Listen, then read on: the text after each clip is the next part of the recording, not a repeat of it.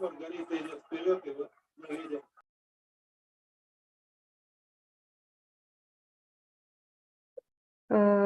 Дякую всім ще раз, що приєднуєтесь. Ми продовжуємо приєднувати учасників.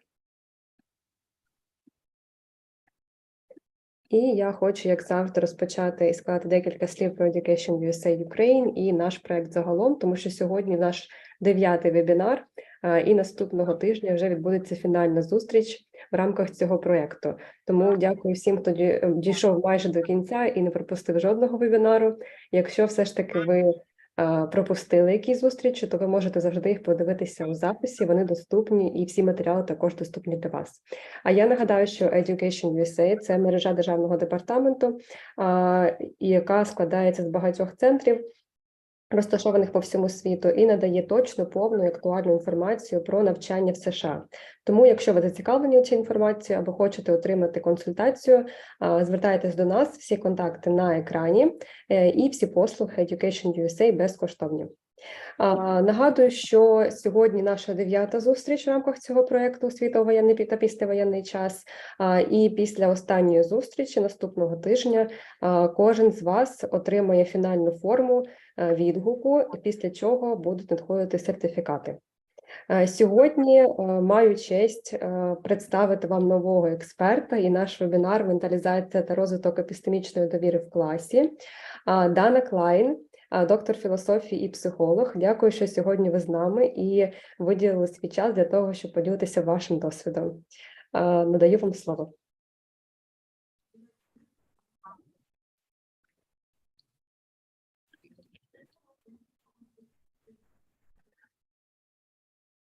Thank you so much.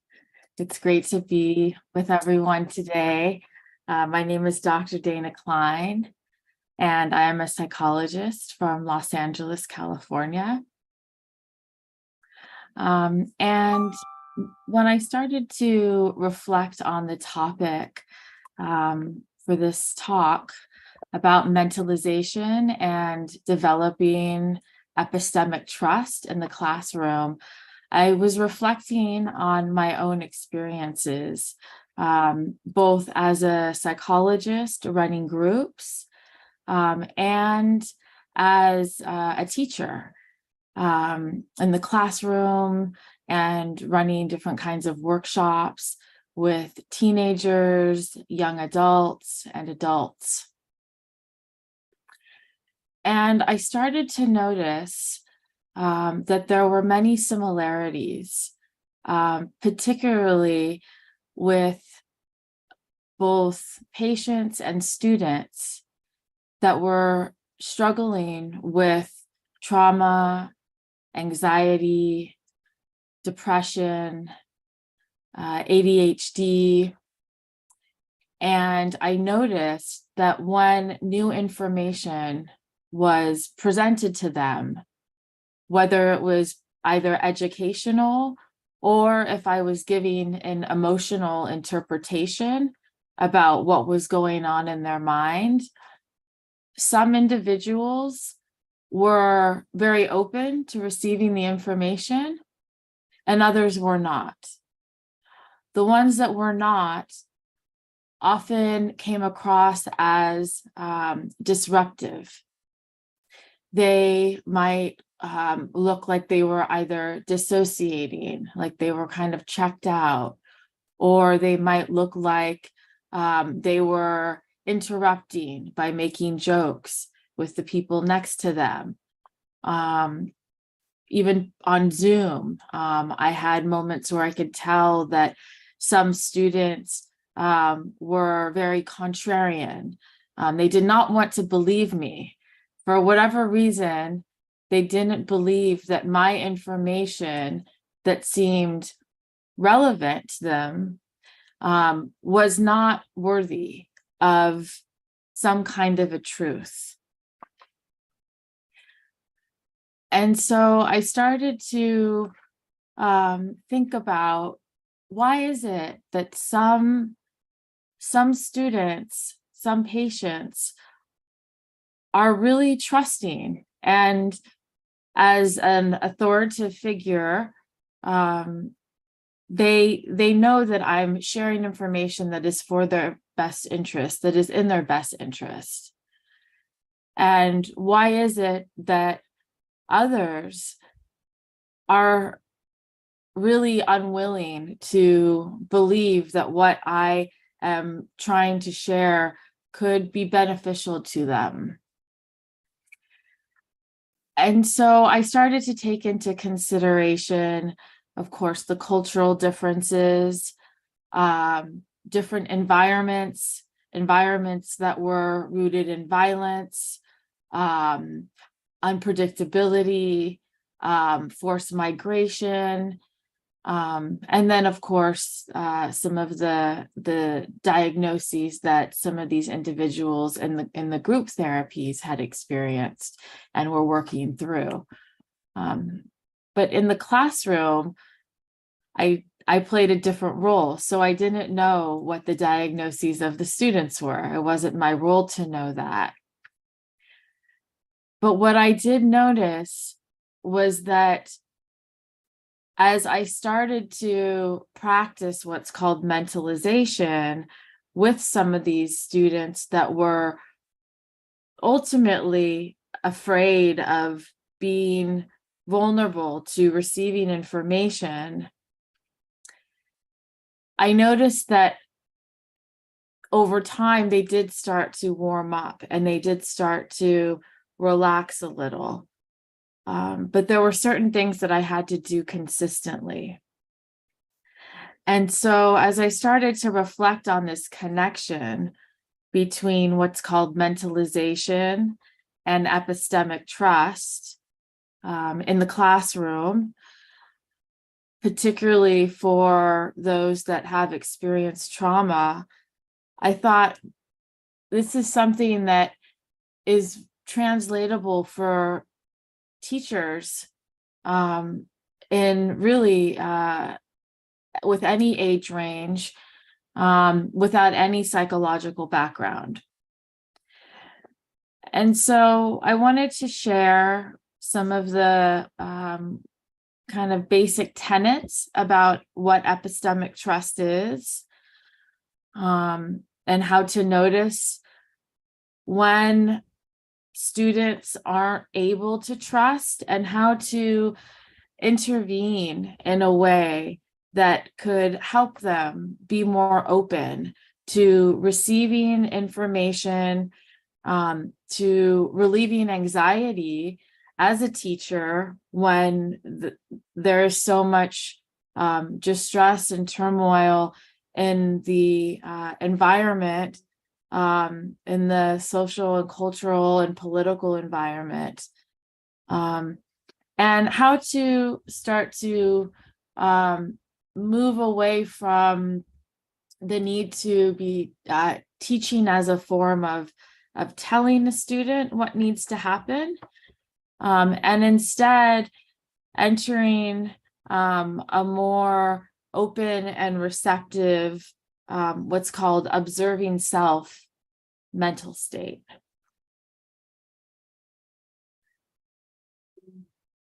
So we can move to the next slide.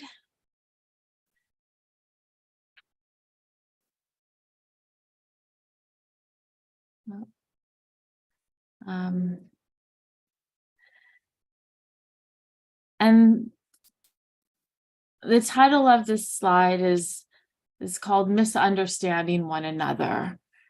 And so often when we do not understand each other, especially as educators, we're trying to get students to be open, have their minds open, so there can be a connection to the material, to what we're trying to teach, and with the classroom as its own environment. And sometimes we can make assumptions that we think we understand what's going on in other people's minds. But it's very important to remember that we can never truly know someone else's minds, and that there are always misunderstandings, and that that's okay. that we can only really understand what someone else is thinking about through communication, through being curious about what is going on in their mind. And so I have this quote, which is from the annafreud.com website, .org website. And this particular website focuses on the foundations of mentalization-based treatment. And it's a great resource if you are interested in learning about mentalization. And the quote is, "The mind is hidden. We can never know what is going on in another person's mind unless they tell us. Sometimes we cannot even work out what is going on in our own mind. We tend to guess what is going on in someone else's mind without checking it out. We decide we know what they are thinking. For example, we think that others are thinking the same as we do." And I love this quote so much because I have found that in the classroom, when a student shows a behavior, it's very easy to make an assumption that we think we understand what it is that they're doing. Maybe they're not paying attention, or maybe they are thinking about something else that is not related to what's being talked about. And then that can cause, I know for myself, it has caused, a feeling of frustration, or wanting to redirect them in a way where it might come across as sort of what we would call misattuning, not really emotionally resonating with what they're feeling. And then that can create pushback, which affects the whole classroom environment. And so I find this quote to be very helpful when being in a group as well, particularly under circumstances where there's a general understanding that the group collectively has experienced a collective trauma, a sense of displacement, perhaps loss, grief, some form of tragedy, but also some form of hope. And with this attitude that we can't fully know what's in someone's mind, and that even though we think we might know, we might be thinking something very differently, can actually offer a sense of freedom. I see a raised hand, so I'm going to get through this slide, and then maybe I'll pause and answer a question, and then we can return to the slides. And so this process of recognizing that we can't know what's in someone else's mind, and when we're teaching, when we're communicating to someone else or to a group, that we have our own internal model of thoughts and feelings and interpretations, and that whatever's going on in our lives on a personal level, thinking about the political landscape that is occurring, thinking about friends and family and the state of the country, all of that is also coming into the classroom on some level, particularly from an orientation that is psychoanalytic, which is this foundation that everything that is both conscious and unconscious is always present, and that those things can slip out in various ways. And so just kind of holding this in mind, as we continue to talk about what epistemic trust is and how trust is earned, and why some students are not going to be trusting, and what we can do as teachers to both take care of ourselves and understand what we bring into the classroom can actually help change the course of the conversation. And I'll talk much more about how our own mindset, even if we don't say anything, can actually impact how we interact with each other. And that so much of the interactions in developing epistemic trust and creating a particular what's called a safe holding container allows for students to drop their defenses and move out of a place of fear. Okay, so we'll go to one more slide, the next slide, and then I will answer a question. Next slide, please. Thank you. So these are some questions to hold in mind.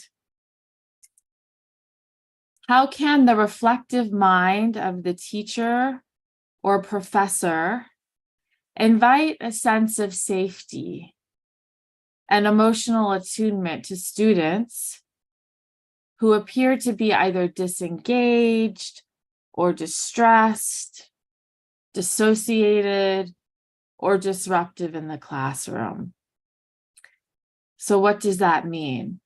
So how can the teacher or the professor, how can their mind actually be an invitation to create, on an emotional level, a feeling that is trusting and protective when you see students who are under some kind of distress, who are causing disruptions that are maybe distracting?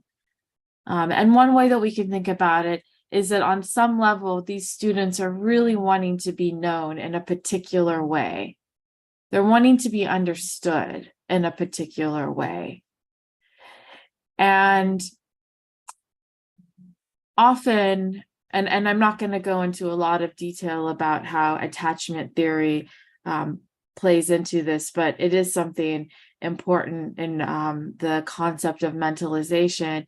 And that is that with attachment theory, which is based on how the early life of an infant and how they relate to their caregiver impacts their relationships throughout their life. And there's different attachment styles, and it has to do with how the primary caretaker attunes to the baby, making eye contact, holding them, not getting it right every time, but just being there. And so in some ways, the teacher can sometimes take care of, can play a role as a caretaker. And that parental or maternal role can be placed on the teacher.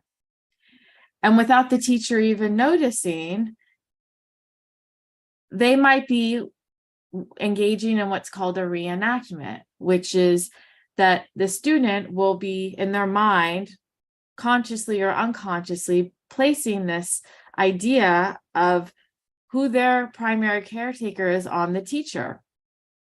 And it may or may not be accurate, but it can really impact what the dynamics are. And so thinking about how the role of the teacher is also the role of the parent. A lot of times there can be what's called a corrective experience, which is a traumatizing experience or a rupture getting a repair. And that can happen in the classroom through this process of being able to respond in a different way than how the initial experience with the child and the parent played out. And while it's not the teacher's responsibility to figure out what the history of the child is, it can be helpful just to hold in mind that a room full of students can also kind of evoke a room full of children with this need to fight for the teacher or the mother or the father's attention. And when you add a layer of different kinds of trauma, of collective trauma, that can also evoke even bigger feelings. And those feelings can be quite difficult to manage at times. So again, just going back to this simple question, I invite everyone to just take a moment and think about how your own mind, how it can be reflective and open in the classroom, and what that would look like. While you're the expert and your job is to teach the material, and that's the job description, and that's an expectation, how is it possible to also remember that the students also want to be understood, and that they might even want to be able to teach you about who they are? The second question to hold in mind is, what can thinking from a mentalizing stance offer during challenging moments of teaching when emotions are heightened? And this really speaks to this mentalizing stance that, again, I'll go into more detail about how to just have a mindset when your own emotions are heightened. You know, if you're feeling anxious, or you had a difficult morning and you have to go teach, or there's conflict in the classroom, or you can tell that a student is really distressed. So how can the mindset of the teacher actually provide a kind of intervention for these challenging moments in the heightened emotions? And then lastly, a question to think about is why interruptions and ruptures in the classroom with students can be a corrective experience that builds trust. So thinking about moments where there is a lot of difficulty and there's conflict or there's distractions, how that actually could be a moment of meeting between the teacher and the student, or a kind of modeling that could be very helpful for all participants, both the students and the teachers, to enter that with a different kind of an outcome. Okay, so actually let's do one more slide, and then I'm just going to introduce the 4 topics of discussion, and then if there is a question or two, I'm happy to answer, and then we can start going through what these terms mean. Okay, so These are the 4 topics of discussion. I'll define what epistemic trust is, what epistemic vigilance is, how to understand and enter a mentalizing state of mind, what that means, what mentalizing means, how you know when you are mentalizing, and an understanding of how it goes both ways, how when you mentalize, it can actually help other students mentalize. And lastly, learning and teaching amidst times of uncertainty and trauma and grief and anger. Okay, so I will pause for a moment before I go into all of these terms. And if there's any questions, I'm happy to see if I can answer them. And if I notice that they'll probably be answered in the slides, and I'll just I'll let everyone know that it's already a part of the presentation. So if there is a question, feel free to maybe type it in the chat box and you can see. У нас є піднята рука від пані Тетяни Лепенко. Чи є у вас питання, чи випадково натиснули?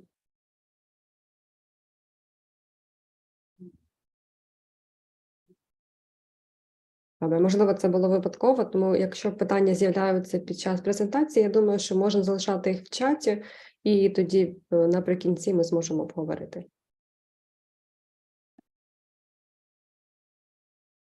Okay, great. Thank you. Okay, so next slide is epistemic trust. So epistemic trust, there are 2 words. Epistemic comes from the word epistemology. So it's a fancy word to describe how we know what we know. And trust, of course, is the ability to kind of relinquish doubt and believe in something. So when we combine epistemic trust, it's really connected to how we can look at how we understand where the source of information that we're learning from is trustworthy. How is the person who's delivering the trust a trustworthy, how the person who is delivering information is a trustworthy source. So epistemic trust is a kind of willingness, an openness to accepting, to accept how to learn new information. And this new information has to be trustworthy, has to be generalizable and relevant to the person. And if all of these criteria line up, then it makes sense that you should be able to trust someone if they're talking about something that is, pertinent to something within the context of the conversation, and it's within a social cultural context. It should be accessible, and that's because humans are really predisposed. We're innately adapted to take in new information from one another, right? We do it all the time. And that allows us to take in what's happening without having to go through a series of cognitive processes that would take way too long, right? Even when we're communicating with friends or family and there's an established level of trust, there's a sense of already knowing or understanding that what they're saying is something that's relatable. And so this part about epistemic trust, allowing us to take in knowledge without having to go through these complicated processes to determine if something is helpful or reliable, is very important in the classroom. In the classroom, there's an understanding that there is a topic that's being shared, and it's really there to benefit everyone. And the teacher has gone through credentials and education and is deemed as a reliable source. And so, ideally, there wouldn't be any questioning if there's an understanding that this is a trustworthy environment. Another thing that's helpful to remember with epistemic trust is that learning new information from a single experience without having to have past experiences to reference to, or having specific environmental conditions with a trusted person, is something that allows more information to be passed to one another. So if we had to go through a process where, in order to trust someone, we had to have past experiences with them, and we had to have all of these particular conditions, then it would take so long to actually share any information. And so this is an opportunity in the classroom to remember that students who aren't trusting are operating from that lens of needing a lot of validation, of needing a lot of consistent experiences in order to feel safe, and in order to believe that as the teacher, you actually have something that is sort of metaphorically nutritious for them, that it will feed them in some way. Whereas other students who do have epistemic trust do not need past experiences, do not need numerous experiences of feeling validated and may or may not test you. They go in recognizing that this is a classroom to learn, and it's safe, and that information being shared is really meant to not be deceiving. It's meant to benefit. So those two categories, those that can learn from a single experience, they have epistemic trust, and those that can't, and they need to have a lot of history in order to even be open to the idea that you might be a person who has information for them that's useful. They have what is called epistemic vigilance, which we'll talk about, which is important. We all need epistemic vigilance. But with complex trauma, oftentimes the epistemic vigilance takes over the epistemic trust. And a core feature in complex trauma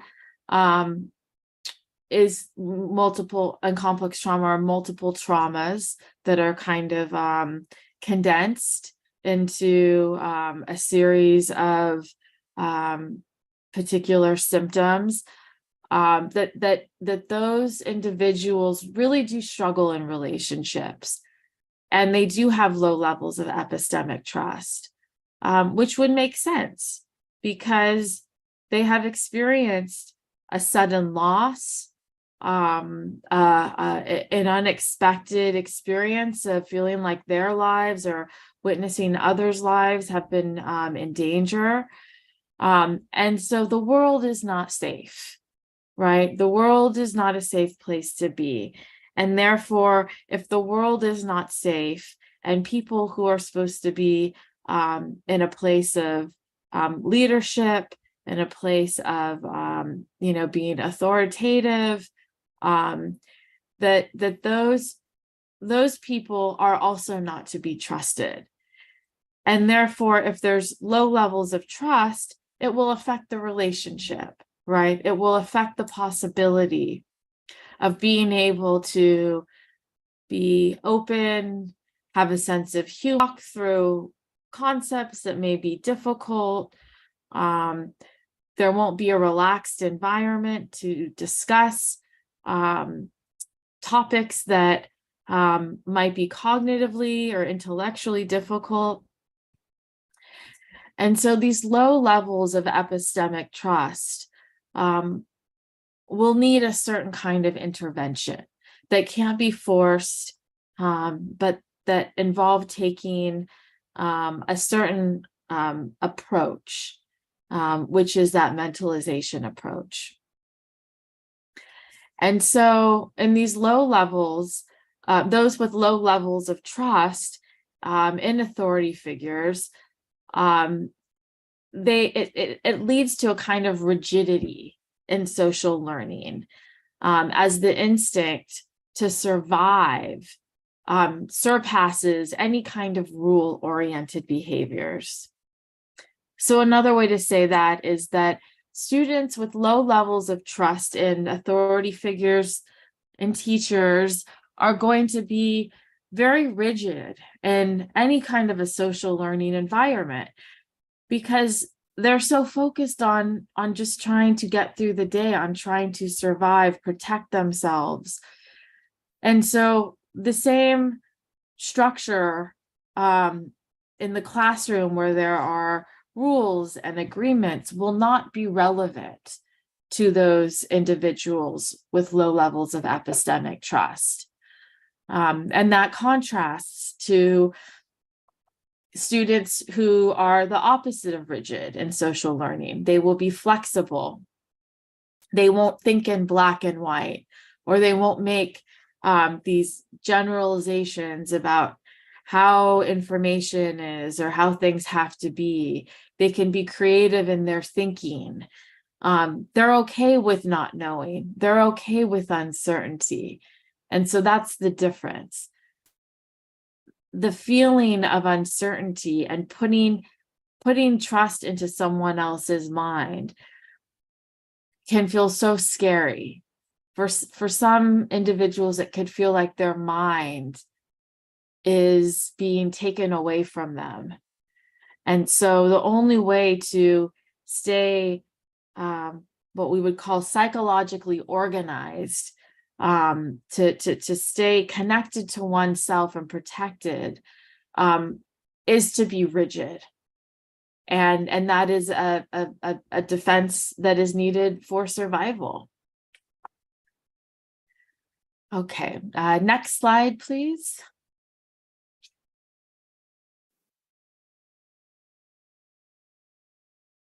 Okay, so epistemic trust, another way to think about it is it's a particular trust in the value of social knowledge, right? A value of social knowledge that a potential teacher may have to offer the potential learner. So this is a trust that is really focused on valuing a particular kind of knowledge, and that the teacher really has that knowledge that, again, is relevant to the student, and that there's something that the teacher has that the student wants, and the teacher wants to share this information. And so it creates a symbiotic relationship that's not about power, but it's about mutuality.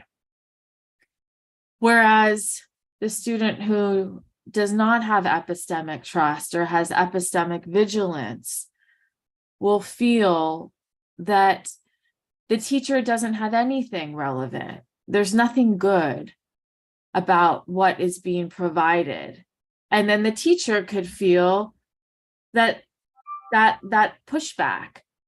And again, that can create a whole series of thoughts and feelings that can come out in little comments or even non-verbally. Another helpful quote, this is actually by Peter Fonagy, who we'll watch a video with.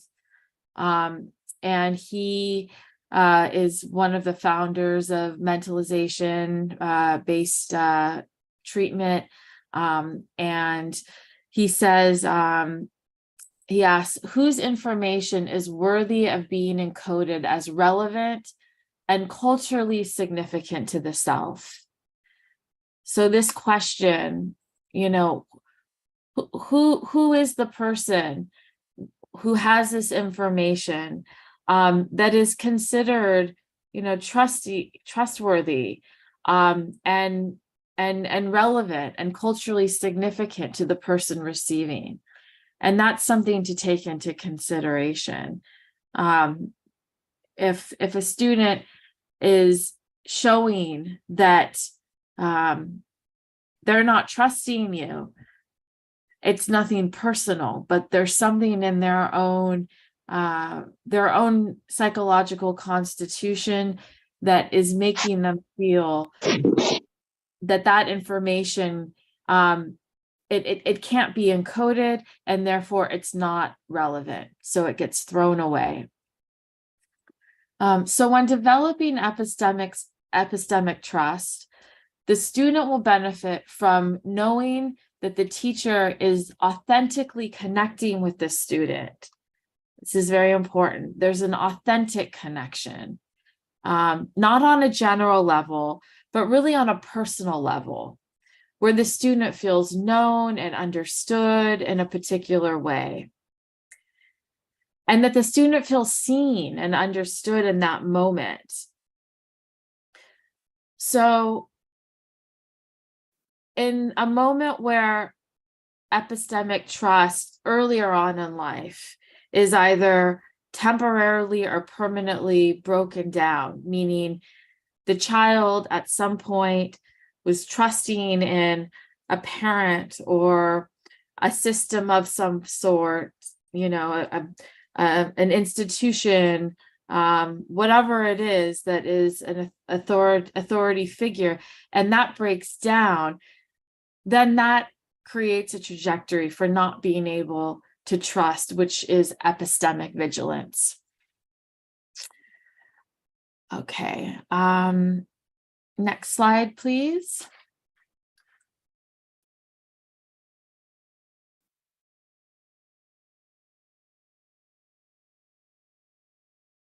Okay, so epistemic mistrust can evoke a sense of unpredictability and a lack of confidence in the world, right? I mentioned that earlier. The world is unsafe. Nothing is certain, which we know that is true, that certainty is not guaranteed. But there's a general lack of confidence in the world, which means that there's a general feeling that disappointment, betrayal, etc., is always going to be there.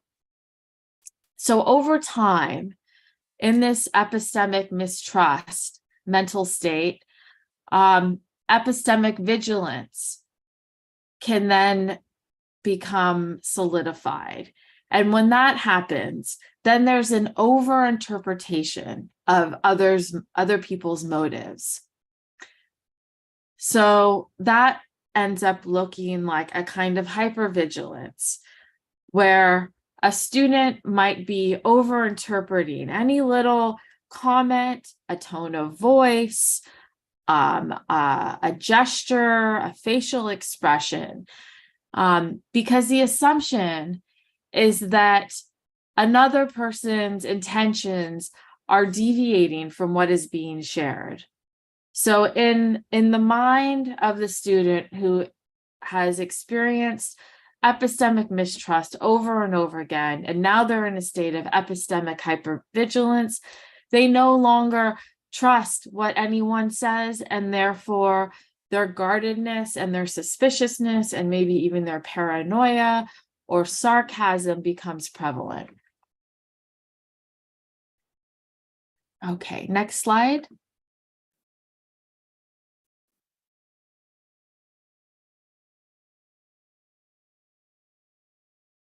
So epistemic vigilance is a self-protective state where individuals the learning of new information becomes guarded, leading to the discernment of perceived information that's considered either irrelevant or inaccurate or damaging in some way. So another way to think about it is that when a student is in that self-protective state, no matter how helpful that information is, it's seen as damaging in some way, or again, inaccurate. This person doesn't know what they're talking about, etc. Now, the healthy part of epistemic vigilance is that it allows a form of critical thinking, and we all need that. Having a level of naivete is not helpful and can be harmful. So a healthy amount of epistemic vigilance is necessary. It's an essential tool to protect against misinformation, or it can be an adaptive response if safety has not been reassured. But when epistemic trust has failed over and over, particularly under the lens of traumatic events, then the epistemic vigilance takes over. Okay, next slide.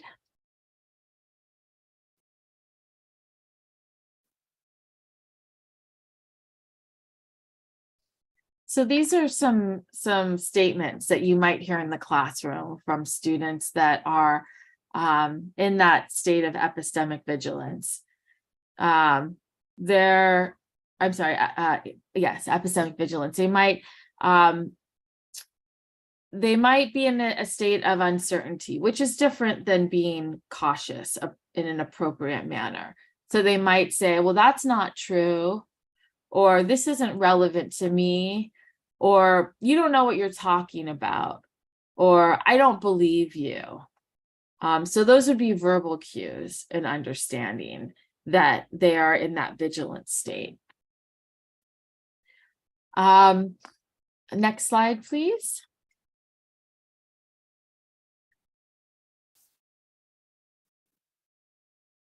And so again, the communicator's information is then perceived as dishonest or untrustworthy. And so there is an inability to engage in the content or material.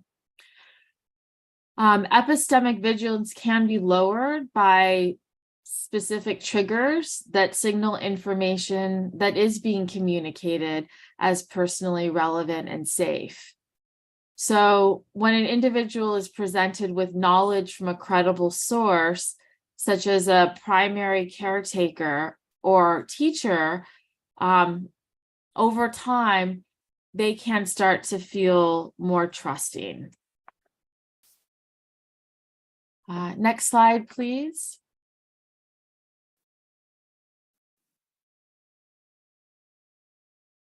So one thing that can be helpful is to observe what the communication environment is shaped by.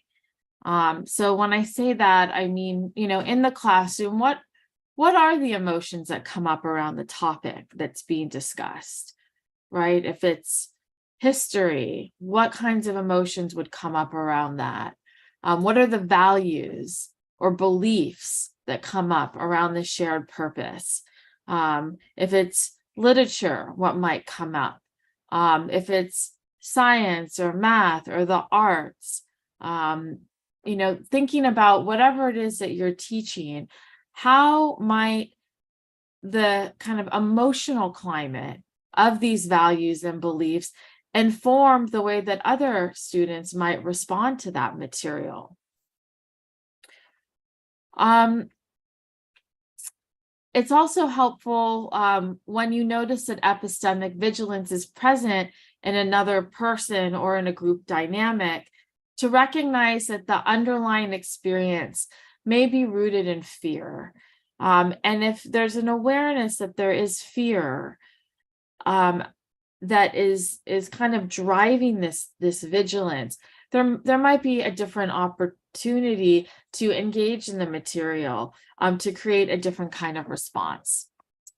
And that is where we get to mentalization. Okay, next slide, please.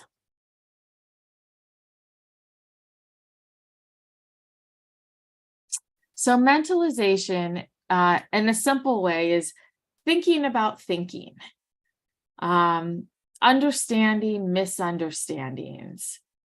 So mentalization helps us understand what others may be thinking or feeling underneath the behaviors that are being presented. It's an understanding of our own emotional states, which can then help regulate other people's feelings by being curious instead of being reactive. And the capacity to mentalize has implications for attachment styles, which I mentioned earlier, and you can look up if you're not familiar with attachment theory.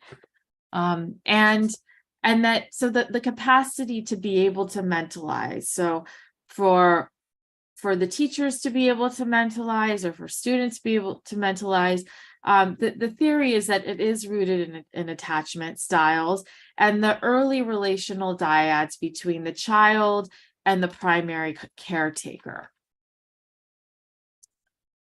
Okay, next slide, please.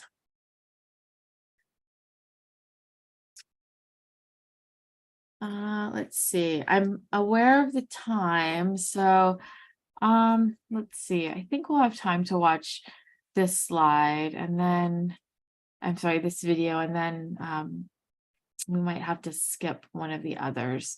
So yeah, let's go ahead and play. So this is with Peter Fonagy, who I mentioned, who is one of the founders of mentalization, and he's the chief executive at the Anna Freud Center. And press play.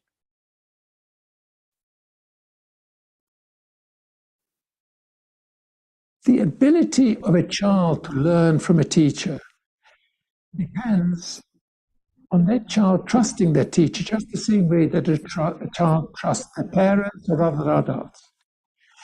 When we trust someone, we open our minds to them, open our ability to learn.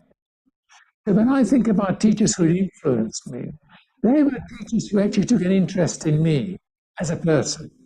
And that somehow creates a key, opens the door on a part of my mind where I'm willing to learn new things from the person. We call this, to describe the simplest thing, we call this epistemic trust. If I feel understood by you, I'll open my mind to you so that you will be able to teach me and I will learn from you about things that mathematics, English, whatever the subject. What actually turns out from actually decades of research and education, that children learn best from teachers who have an accurate and individual understanding of them as a person, as a child. And a guy called John Hattie did 800 meta-analyses to actually show that this was the case. And you heard it right, it's 800 meta-analyses. And it turns out that what I've discovered for myself is that the teacher who actually gave all of us a book that she specially chose for each of us was the teacher that we learned most from, all of us in the class. And she did that at the end of each term. She chose specially for each of us. And it took me, I kid you not, it took me about 18 months in psychotherapy to figure out why I got the book that I got. Then I figured out why. She gave them out randomly. But at the same time, we all felt recognized by her. We all felt that she treated us as individuals, and we all had our minds wide open to her. So a child who cannot trust, who cannot recognize when they are being recognized, because they can't mentalize or because they're suspicious, they can't recognize when they're being mentalized, they'll close their minds to learning. And that's why children in an educational environment, when they had a history of maltreatment, actually struggle so much, because they do not trust the teacher in their interest, teaching them the things that they should learn. They feel that it's something that the teacher is doing for themselves, rather than, and we know from the literature out there that actually children who have a maltreatment history struggle education, they often are excluded from schools because of their behavior, change schools, they have much more likely to special education needs, a whole host of trouble in addition to the mental health problems that they develop. And yet, there is no cognitive anomaly that underpins this.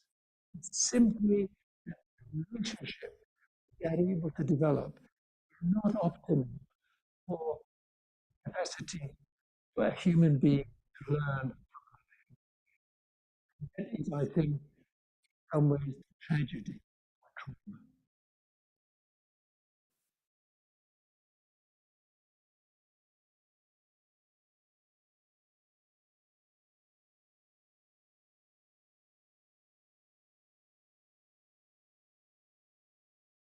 Okay, so I thought that would be a helpful kind of summary of the connection between epistemic trust and mentalization.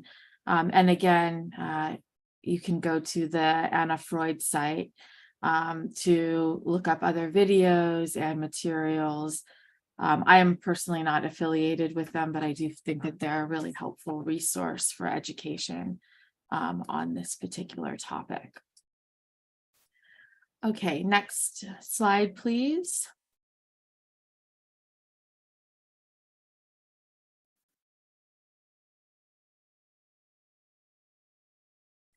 Okay, so what does a mentalizing stance offer? So it's an experience and understanding, again, how our mind works by observing what we are thinking, what we're feeling, and why we behave in certain ways. It allows us to understand what's happening in our relationships with others, so in this case with students, and how to have a more accurate understanding of what's actually taking place between people, which really is about what our own preferences and values are and what others' preferences and values are. When we mentalize, we can decrease misunderstandings by linking emotions with actions. And therefore, we end up reducing our own reactions or assumptions. And we go into a mentalizing stance by observing the self without judgment. So we're looking at our own reactions, our own opinions, our own emotions. We're trying to stay present in what's happening right now. And we're distinguishing between our own experiences and the experiences of students. And we also are trying to emotionally resonate with the students.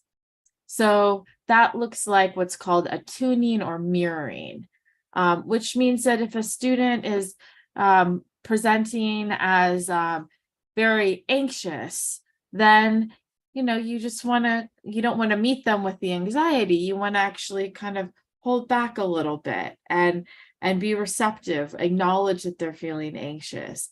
Or if they're coming across as angry, to not meet them with that hostility, and instead to kind of reflect back what it is that they might be experiencing at that time. But I'll talk more about interventions in a little bit. Okay, next slide.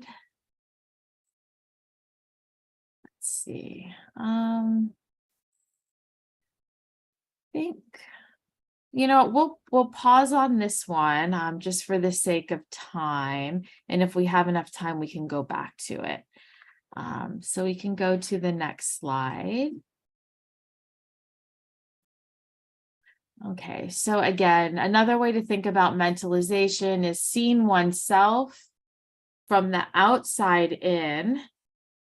So that's self-reflection, right? So how others might be seeing us, how our actions are perceived, and then what our own connections between our emotions and our actions are. And also being able to see others from the inside out, which means, in a way, being a compassionate detective. Okay, so when we take a mentalizing stance, there's 3 components. So let's go to next slide.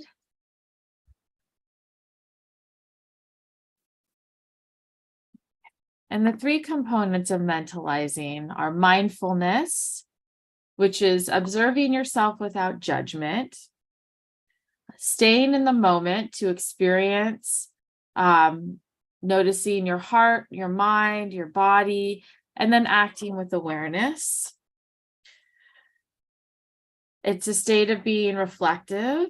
So reflecting is the ongoing process of thinking about ours and others' behaviors through understanding what the underlying thoughts and feelings and intentions are. And also through empathy, which is resonating emotionally with others' feelings and noticing how to discern between our own feelings and experiences in the moment and how our feelings may be different from others in that exchange. So again, thinking about this in terms of the classroom, recognizing if you are having a particular feeling and being aware of what that is, recognizing how what the best way to communicate to the student is without letting your own reactions get in the way, and then being able to discern, okay, wait a minute, what am I feeling and what is the student feeling, and are we in some kind of a conflict right now, or is there a way to kind of pull back and recognize that maybe by being more observant and getting curious about what's happening, maybe there could be a shift and the student can actually end up learning something instead of being defensive. Okay, next slide.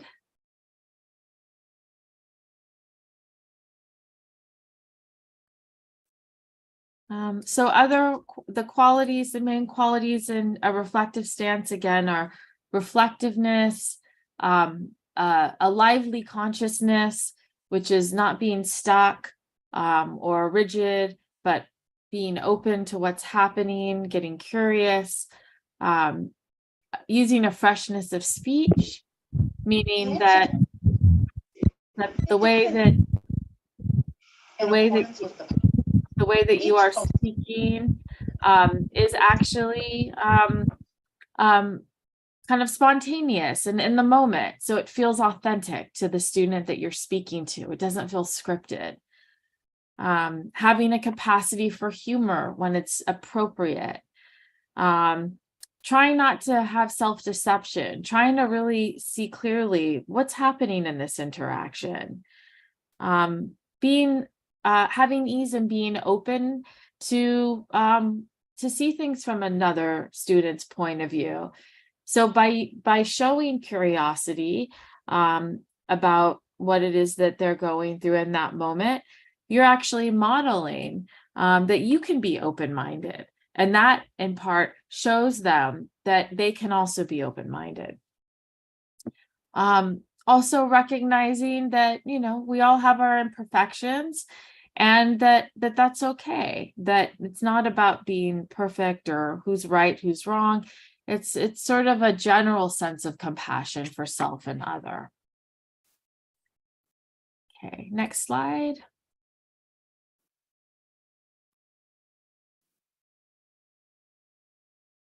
Okay, and so this is just a simple model of self and other, right? So self can be teacher, other can be student. So both people have their own feelings, their own needs, their own goals, their own reasons, their own thoughts, right? And there's the individuals, then there's recognizing that there's the other, and then there's sort of what happens together. And a lot of times when students don't have epistemic trust, they're fully focused on their own feelings, needs, goals, reasons, thoughts. And part of the challenge as a teacher is to recognize that there's a closed door with that student and how to start to lift them out of that so there can be more of a mutual exchange. Okay, next slide.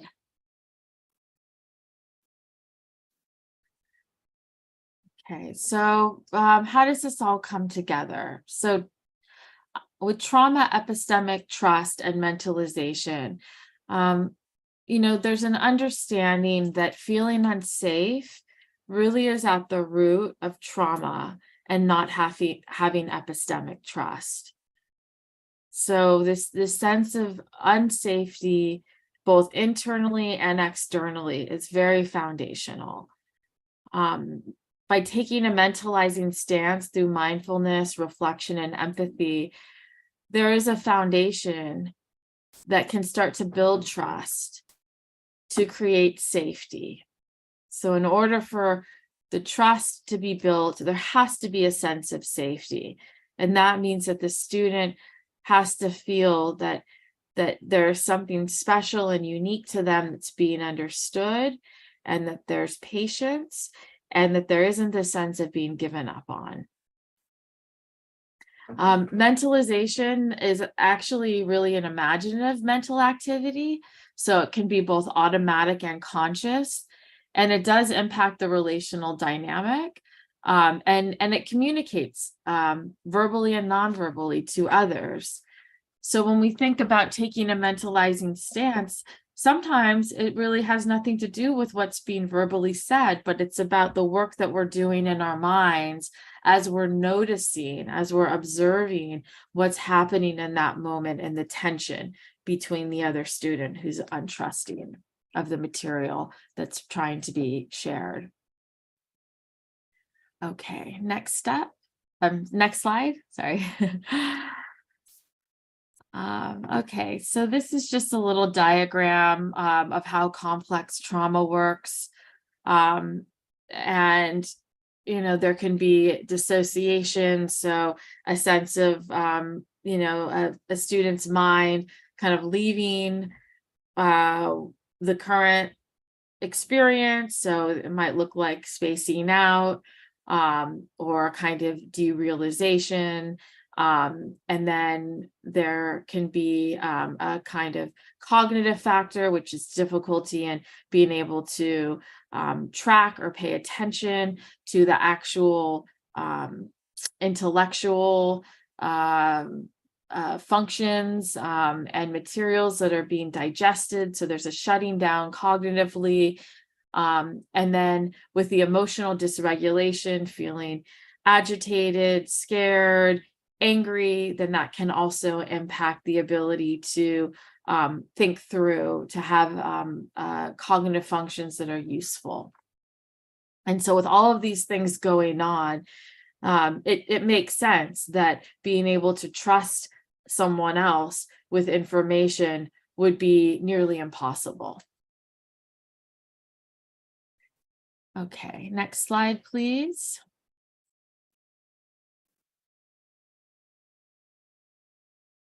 So learning and teaching in war and post-war conditions, we really do have to think about how the effects of trauma are impacting the classroom. It's a different kind of learning environment, and it's something that calls for a kind of flexibility and adaptability that would not be needed or relevant in an environment where war and post-war conditions weren't going on. So cognitively, this would look like the effects of trauma. Cognitively looks like reduced focus, reduced ability for attention, difficulty accessing memory, being able to remember what was just talked about, the ability to recall past information or past events. It's very difficult to absorb new information with the effects of trauma. There's often intrusive thoughts that can come in or intrusive memories. Emotionally, the effects of trauma can look like agitation, confusion, anxiety, numbness, a fear of being out of control, feeling ashamed. And oftentimes we can kind of distill the traumatic experience to either feeling too much or feeling too little. And that would be the numbing. And then physically and biologically, oftentimes there's various difficulties with sleeping, nightmares, insomnia, night terrors, night sweats. And so a student, or if you're experiencing that as well from, your own effects of trauma, of course that will impact the next day. And that will impact showing up in the classroom and being able to teach. And then other psychosomatic symptoms from trauma could be, nausea, upset stomach, muscle pain, various kinds of physiological ailments that are really focused in, a kind of emotional response that is very disrupting to the functions of the normal biology. Okay, next slide.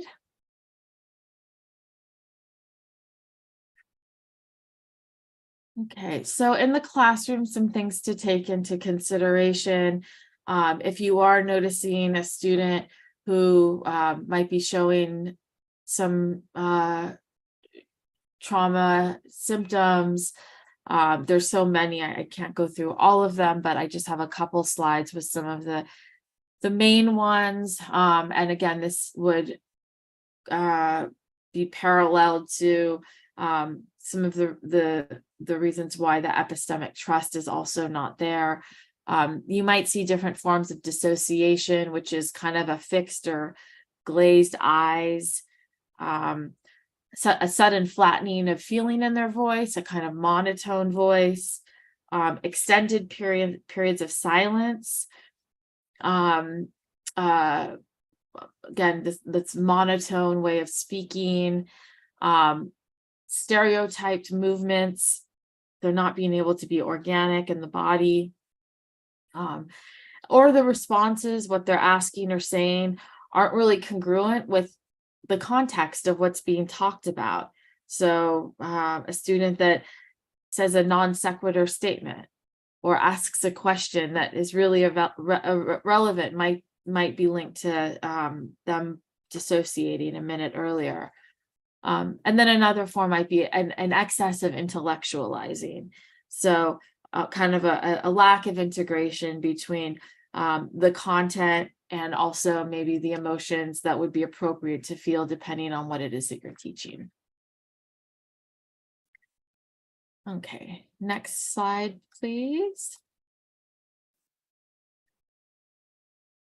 So some things to take into consideration with the effects of trauma.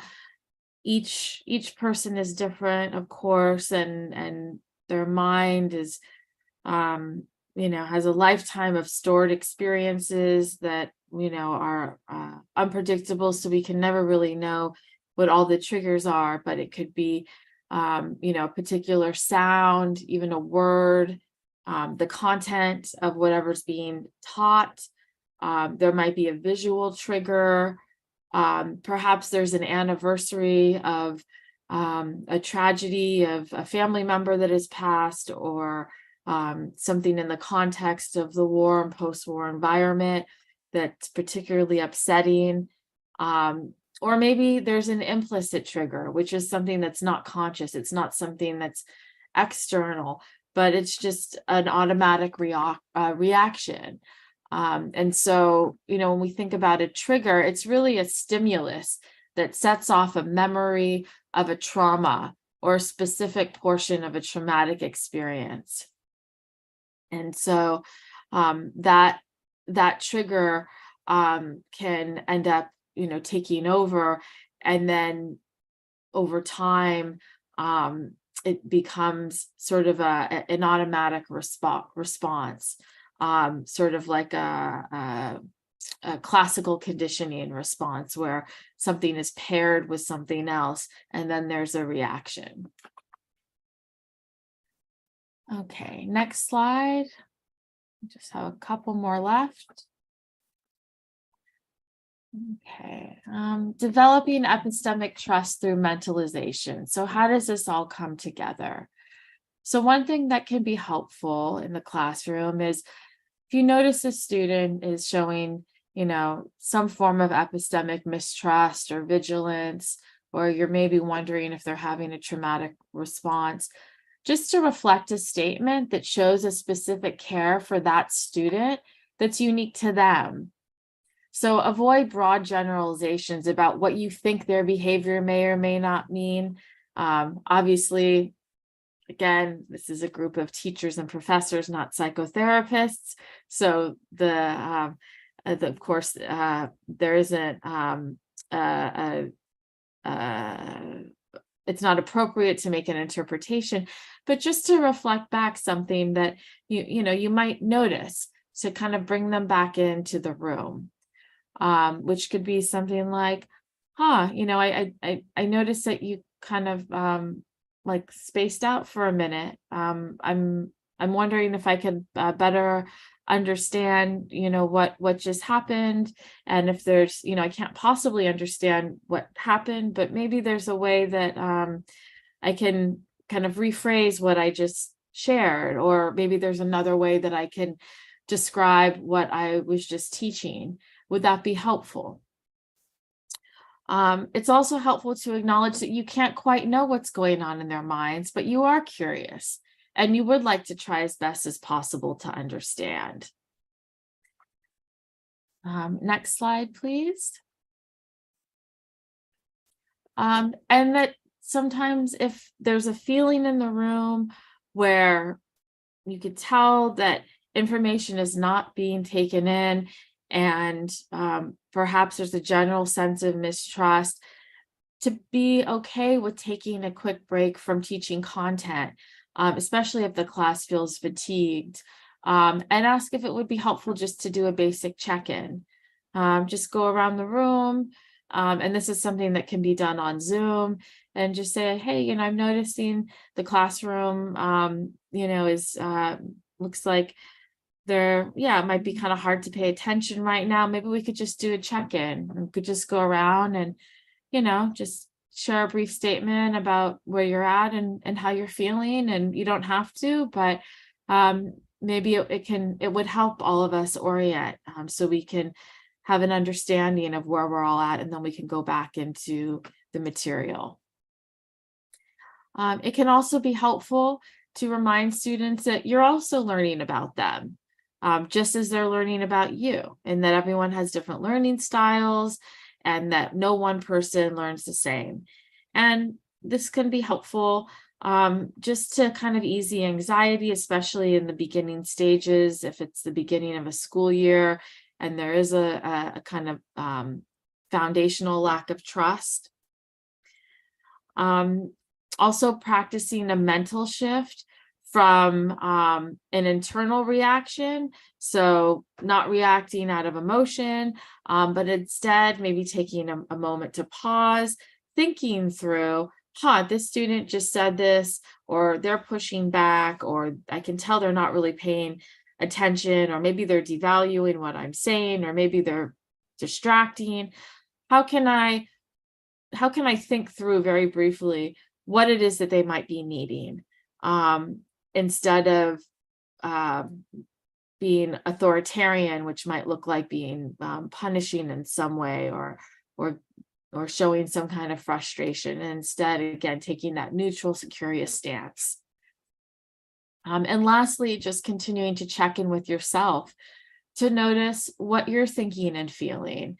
Again, how has this war and post-war environment impacted your attitude as a teacher? What are you needing for yourself to take care of yourself? And how can you remember and stay connected to what you're feeling?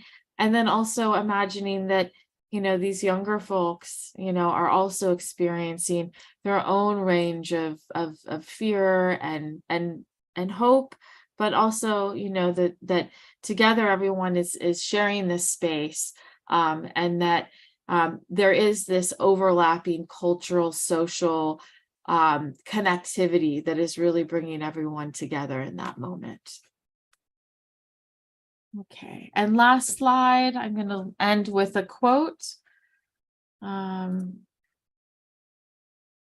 by Carl Jung. And he said, "One looks back with appreciation to the brilliant teachers, but with gratitude to those who touched our human feelings. The curriculum is so much necessary raw material, but warmth is the vital element for the growing plant and for the soul of the child."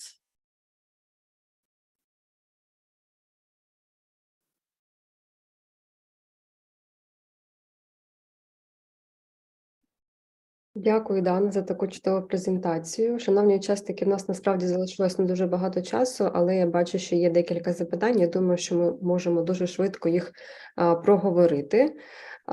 Отже, перше запитання. Скажіть, будь ласка, як діяти, якщо спрацював якийсь тригер раптово, гучний звук, зображення або щось інше, що нагадало студенту травматичну ситуацію? Yeah. So one thing that can be helpful is to just acknowledge if you notice that there's a reaction, just to say, I noticed that that you had a reaction in that moment. Would you like to just take a moment to do some grounding skills, and just to take a couple moments to just focus on your breathing and maybe hold something that is connects you to your body. There's different interventions that can be helpful, and it might be actually very useful to have like a little cheat sheet of grounding techniques to have accessible to students.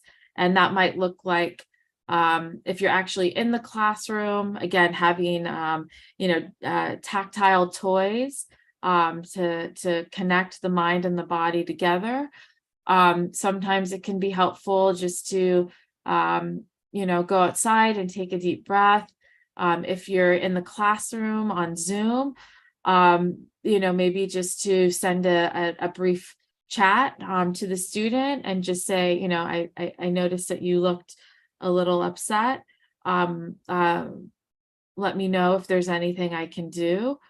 And it's tricky over Zoom, of course, because bringing attention to a particular student can feel intimidating, or it could bring up anxiety. But it can also be helpful if it's something that you've noticed. Maybe even having, a brief, 15-minute introduction to grounding skills. And I believe there was maybe another presentation about, I can't remember what the title was, but I think I saw like kind of working with, trauma in the classroom more specifically. And there's tons of resources that anyone can use. You don't have to be a therapist. And so I would recommend, just kind of looking through some really basic grounding techniques.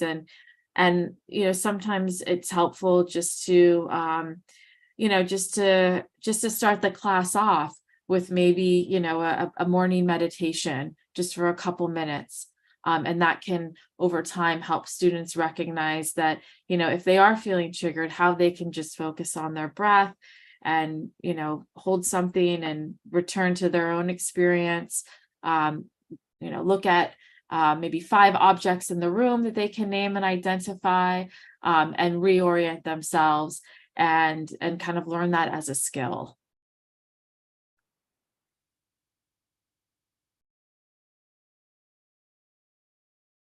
Any other questions?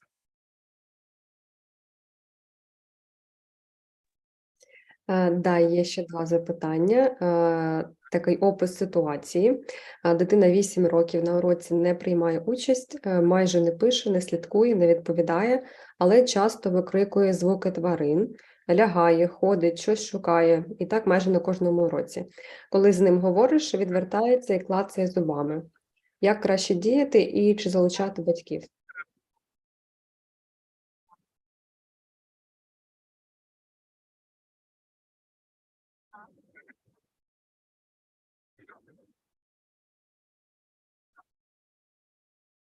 Yeah, that's a very tough situation. If there's a teacher's aide, that would be very helpful. And in that case, having another adult be able to, engage with the child and say, hey, let's maybe go outside for a minute and just let's take a moment just to look at the sky. Maybe if there's maybe we can play a game. When a child is in that level of trauma, it's very important to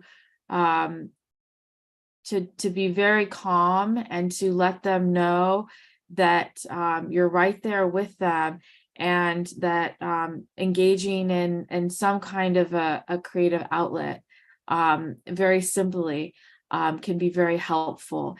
If you're by yourself, it's a very difficult situation. And in that case, I would definitely recommend having the parents becoming more engaged and seeing if the child could get any additional any services to help them with PTSD, and to start to work with some of the bodily responses, walking around, gritting the teeth, because that's showing that they are in a potential state where they're so dysregulated that they can't really interact with anyone else that's going on.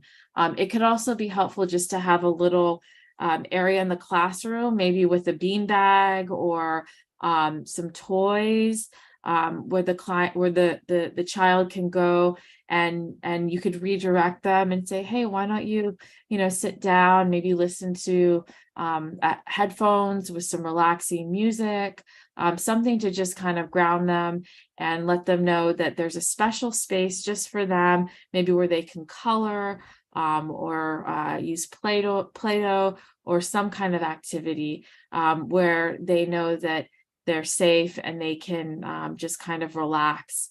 But I would definitely recommend speaking with the parents and seeing if there's any therapeutic services to help the child in that kind of heightened, hypervigilant and traumatized state.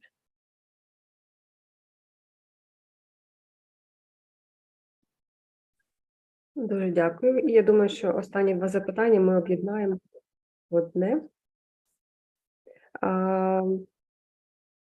Які поради ви можете надати вчителю-початківцю для створення довірливих стосунків з дітьми? І як не втратити цю довіру? І також, можливо, що б ви порадите серед додаткових матеріалів, книг на тему менталізації?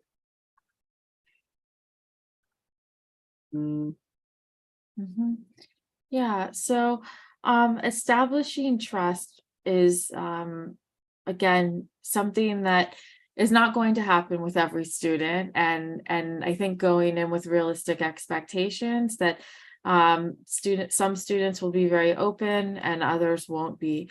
But from the beginning, giving the students a space maybe to share a little bit about themselves, creating an initial environment where they feel special and they feel seen.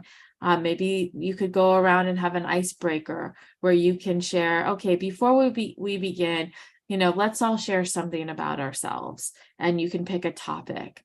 And then you could continue to build on that, like maybe once a week on Friday mornings. There can be almost like a kind of show and tell, an opportunity to share something. So it allows the freedom to share, but there isn't an expectation.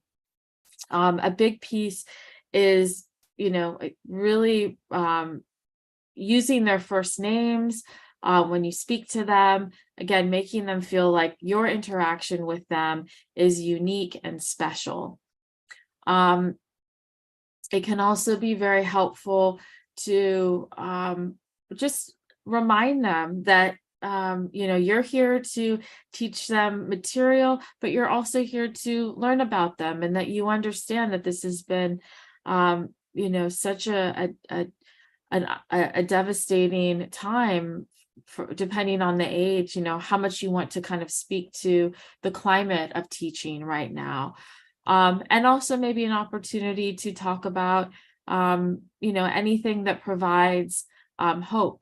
And so building this relational dynamic with all the students in the classroom by being able to share a little bit shifts the power dynamic between the teacher as the authority and the students as being very vulnerable to just taking in all the information.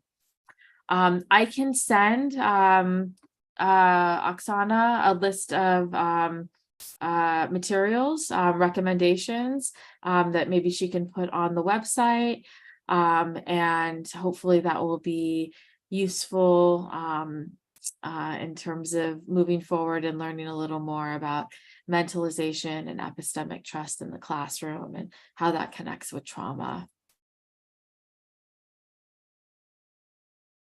Дуже вам дякую. Також є дуже багато коментарів. Зачитаю декілька і будемо завершувати на цьому. Дякую за цінні поради, натхнення вам на чудову роботу, якою ви займаєтесь. Дякую за чудову презентацію та ваші відповіді. Дякую за актуальну тему та корисні матеріали. Так, можливо, чиїсь пропущу, вибачаюсь. Дякую за чудову лекцію, було цікаво слухати. Дякую за змістовну інформацію та коментарі. Лекція супер, було цікаво, дякую. Всім дуже дякую за ваші коментарі та вашу участь. Дякую, Дано, що сьогодні ви були з нами і поділилися своїм досвідом та експертністю в такій надважливій темі. Насправді, у нас ще не було такої теми в серії наших вебінарів, тому я сподіваюся, що інформація, яку ви сьогодні отримала, була корисною дійсно, і буде над чим подумати і в чому розвиватися далі.